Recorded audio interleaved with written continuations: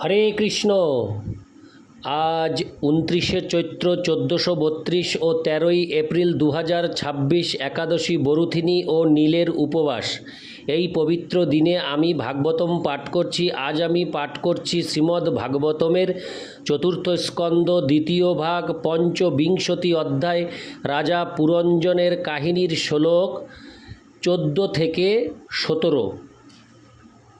হরে কৃষ্ণ কৃষ্ণ কৃষ্ণ হরে হরে, হরে রাম রাম রাম হরে হরে।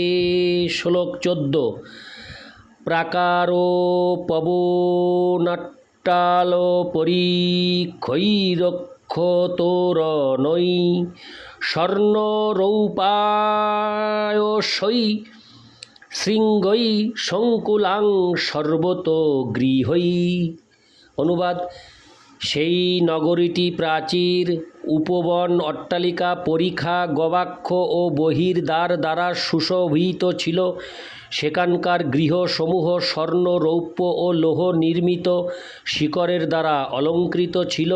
তাৎপর্য: দেহ ত্বকরূপ প্রাচীরের দ্বারা সংরক্ষিত। দেহের রোমগুলি উদ্যানের সঙ্গে তুলনা করা হয়েছে এবং নাক, মস্তক আদি দেহের উচ্চতর অঙ্গগুলিকে অট্টালিকার সঙ্গে তুলনা করা হয়েছে। দেহের বিভিন্ন অঙ্গের নিম্ন ভাগ এবং বলি রেখাগুলিকে পরিখার সঙ্গে তুলনা করা হয়েছে। চোখ দুটিকে গবাক্ষের সঙ্গে তুলনা করা হয়েছে এবং চোখের পাতা বহির্দ্বারের সঙ্গে তুলনা করা হয়েছে। 3 প্রকার ধাতু স্বর্ণ, রৌপ্য ও লোহা প্রকৃতির 3টি গুণের দ্যোতক। স্বর্ণ, রৌপ্য ও লোহা যথাক্রমে সত্ত্ব, রজ ও তম গুণকে বোঝায়। দেহটিকে কখনো কখনো কফ, পিত্ত ও বায়ু এই 3টি ধাতু সমন্বিত একটি বস্তা বলে মনে করা হয়। যস্যাত্ম বুদ্ধি কুণপে ত্রিধাতুকে। শ্রীমদ্ ভাগবতের 10:84-13 বর্ণনা অনুসারে যারা কফ, পিত্ত ও বায়ুর এই বস্তাটিকে তাদের স্বরূপ বলে মনে করে তারা একটি গরু অথবা গাধার থেকে কোনো অংশে শ্রেষ্ঠ নয়। ইতি শ্লোক 14। শ্লোক 15। নীলস্ফটিক বৈদুর্য মুক্তা মরকতারুণৈ কুপ্ত হর্মস্থলিং দীপ্তাং শ্রিয়া ভোগবতীমিব। অনুবাদ: সেই নগরীর প্রাসাদের গৃহতল নীলা, স্ফটিক, হীরা, মুক্তা, পান্না ও প্রবালের দ্বারা নির্মিত ছিল। সেই নগরীর গৃহসমূহ এমনি দীপ্তিযুক্ত ছিল যে তার সৌন্দর্যের তুলনা দিব্য নগরী ভোগবতীর সঙ্গে করা যেত। তাৎপর্য: দেহ রূপ নগরীর রাজধানী হচ্ছে হৃদয়।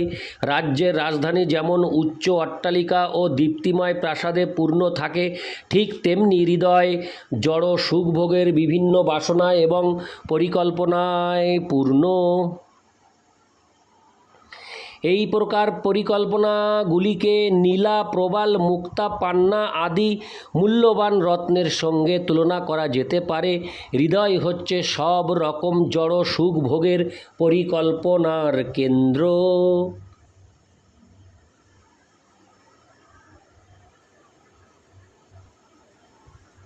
হরে কৃষ্ণ।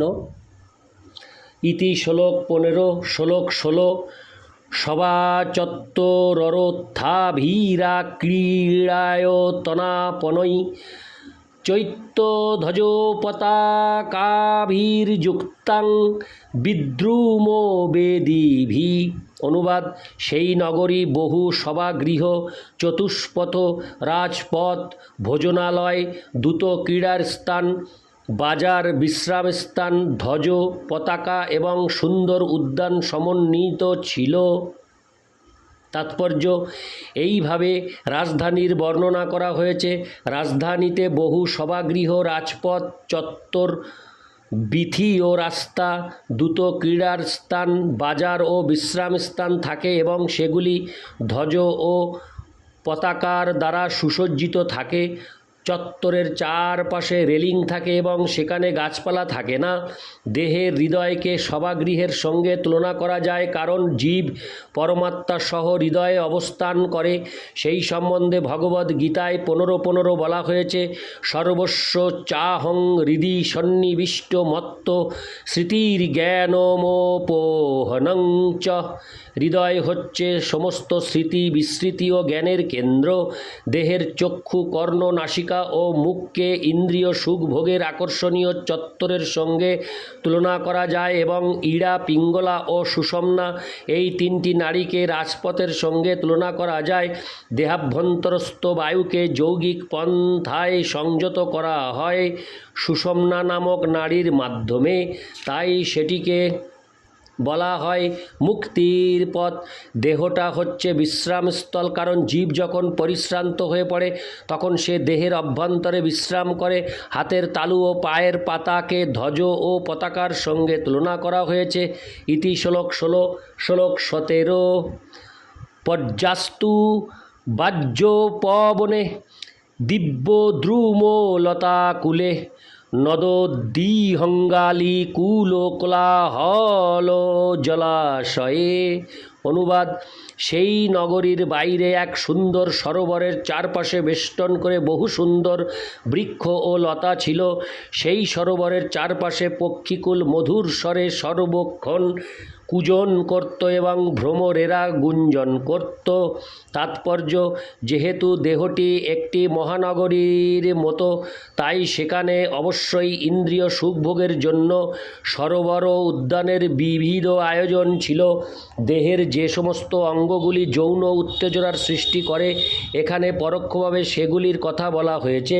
শরীরে উপস্থ আছে বলে জীব যখন যৌবনে পদার্পণ করে, তখন স্ত্রী পুরুষ উভয়েই যৌন বেগের দ্বারা উত্তেজিত হয়। শৈশবে সুন্দরী রমণীর দর্শনে উত্তেজনার সৃষ্টি হয় না। ইন্দ্রিয়গুলি থাকলেও উপযুক্ত বয়সে প্রাপ্ত না হওয়া পর্যন্ত যৌন উত্তেজনা থাকে না। যৌন উত্তেজনার অনুকূল অবস্থাগুলিকে এখানে নির্জন উদ্যান বা সুন্দর বাগানের সঙ্গে তুলনা করা হয়েছে। কেউ যখন বিপরীত লিঙ্গের ব্যক্তিকে দর্শন করে, তখন স্বাভাবিকভাবেই যৌন উত্তেজনা বৃদ্ধি পায়। বলা হয় যে পুরুষ যদি নির্জন স্থানে কোনো রমণীকে দেখে উত্তেজিত না হন, তাহলে বুঝতে হবে যে তিনি ব্রহ্মচারী। কিন্তু এই প্রকার আচরণ এখন প্রায় অসম্ভব। যৌন উত্তেজনা এতই প্রবল যে কেবল দর্শন, স্পর্শন অথবা সম্ভাষণের দ্বারা স্ত্রীসঙ্গ করার ফলে, এমনকি কেবল তাদের কথা চিন্তা করার ফলে মানুষ উত্তেজিত হয়ে ওঠে। হরে কৃষ্ণ, উত্তেজিত হয়ে ওঠে। তাই ব্রহ্মচারী অথবা সন্ন্যাসীদের স্ত্রী সঙ্গ না করার উপদেশ দেওয়া হয়েছে। বিশেষ করে নির্জন স্থানে শাস্ত্রে নির্দেশ দেওয়া হয়েছে যে নির্জন স্থানে স্ত্রী সম্ভাষণ করা উচিত নয়। এমনকি তিনি যদি কন্যা, ভগ্নী অথবা মাতাও হন। যৌন আবেদন এতই প্রবল যে কেউ যদি অত্যন্ত বিদ্বানও হন, তবুও তিনি এই প্রকার পরিস্থিতিতে উত্তেজিত হবেন। তা যদি হয়, তাহলে একজন যুবক কি করে নির্জন উদ্যানে সুন্দরী যুবতীকে দর্শন করে শান্ত ও সংযত থাকতে পারে? ইতি শ্লোক 17। হরে কৃষ্ণ কৃষ্ণ কৃষ্ণ হরে হরে, হরে রাম রাম রাম হরে হরে।